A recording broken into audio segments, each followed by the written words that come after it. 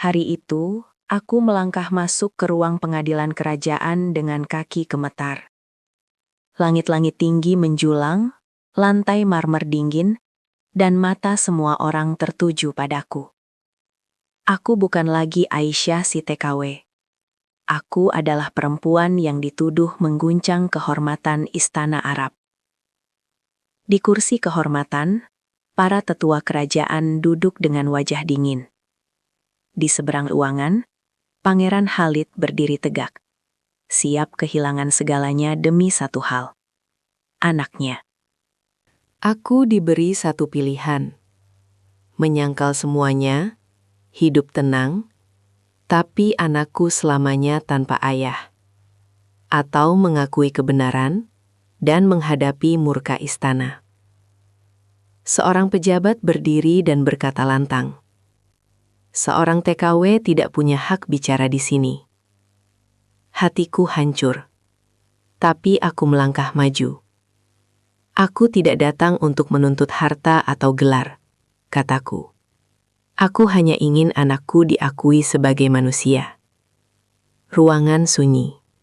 Saat semua mengira aku hanya perempuan lemah, Pangeran Khalid membuka kartu terakhir. Ia memutar rekaman.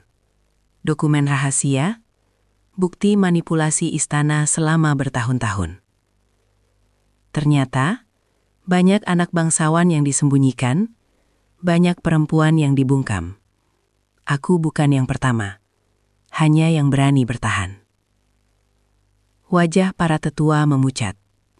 Media internasional menyiarkan semuanya secara langsung. Istana Arab diguncang dunia. Seorang paman, Pangeran Khalid, berdiri dengan marah. Jika anak itu diakui, darah kerajaan tercemar. Ia menunjukku. Ia menunjuk anakku. Aku memeluk Rafa erat.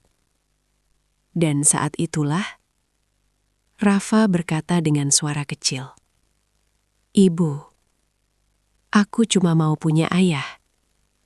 Tangis pecah di seluruh ruangan. Raja akhirnya berdiri.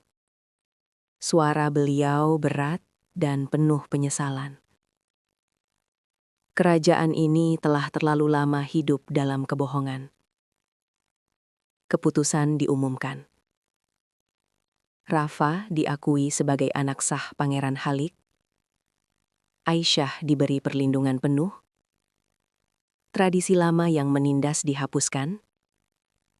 Pangeran Khalid kehilangan sebagian hak politik, tapi mendapatkan keluarganya. Aku jatuh berlutut. Bukan karena istana, tapi karena anakku akhirnya punya masa depan. Aku tidak menjadi permaisuri.